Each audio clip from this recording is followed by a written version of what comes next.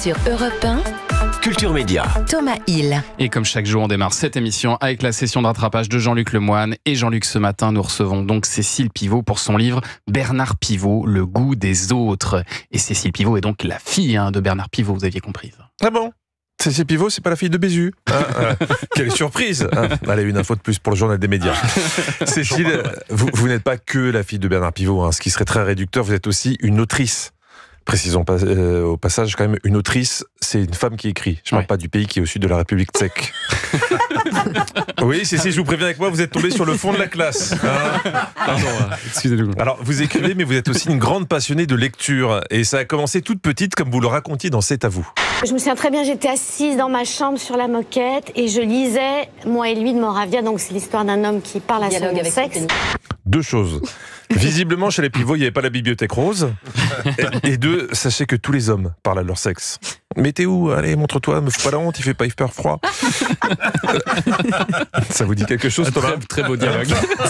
Votre père mettait des livres partout, même dans des endroits intimes, on l'écoute. Dans ma maison de campagne, j'avais mis un moment des livres vraiment spécialement pour les toilettes. Oui, faut pas mettre, vous n'allez pas mettre Guerre-Épée dans les toilettes. Si, on peut mettre Guerre-Épée, mais non, je ferai pas cette mauvaise vanne. Non. Bon, je vous demanderai pas quels auteurs avaient mis votre père pour faciliter le transit, car j'imagine qu'il n'aurait pas voulu que ça se sache. Bernard Pivot aimait tellement les mots que son compte Twitter réussissait l'exploit de réunir toutes les générations avec des aphorismes ou ce qu'on appellerait aujourd'hui des punchlines. On en écoute une. L'habitude des radios de m'appeler à la mort d'un écrivain est si grande que le jour où je mourrai, elles m'appelleront. Que dire de mieux ? Très fort. Jean-Luc, quelle émission vous avez choisi pour votre session de rattrapage ce matin ? Alors, j'ai essayé de coller à notre invité du jour. Je me suis rappelé de ce que disait son père et de ce précieux conseil. Ce qu'il faudrait rappeler toujours, c'est de rappeler que il faut toujours avoir recours au dictionnaire. Toujours aller au dictionnaire. Toujours aller au dictionnaire. Donc j'ai regardé les 50 sur W9. Car c'est le français tel qu'on l'aime. Tu sais qu'est-ce qu'elle a fait là ? Elle a chopé la Stéphane et tout. Elle est en train de tout poucave ce que t'as raconté hier.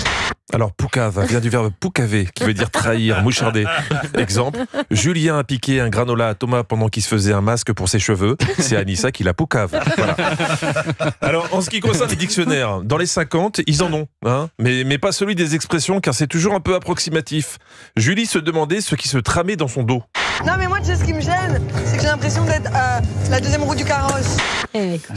Honnêtement, c'est pas grave d'être la deuxième roue du carrosse. T'es quand même importante. Sauf si c'est un carrosse à une roue. Mais alors là, on t'a menti, c'est pas un carrosse, c'est une brouette.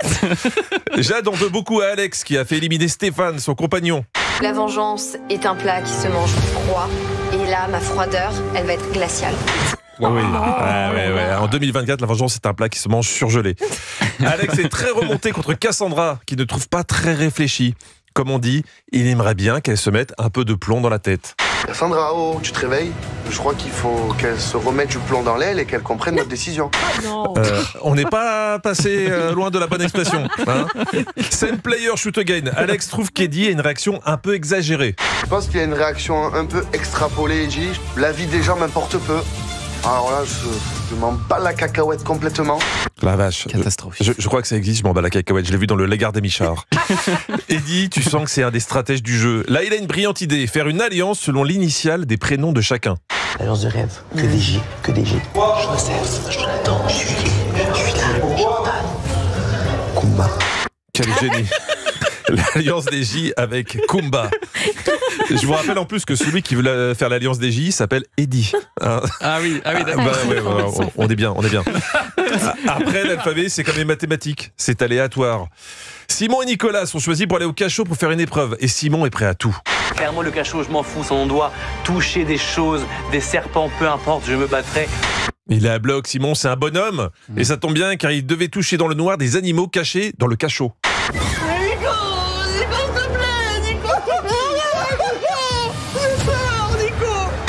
Oui. Qui pleure c'est Simon qui a démué. Il a retrouvé sa voix d'enfant. Voilà, il a mué à l'envers.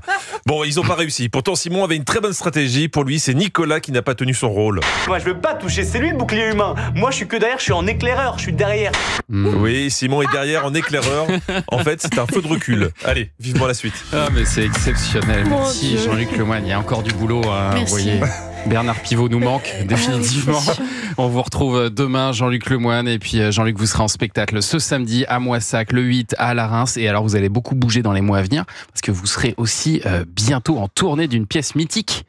On peut donner le nom tout à fait, ça s'appelle Le Prénom, ça sera à la rentrée 2025. Et c'est avec l'ami Cartman notamment. Et d'autres comédiens, Olia Siatoni, Laurence Pierre et François Raison.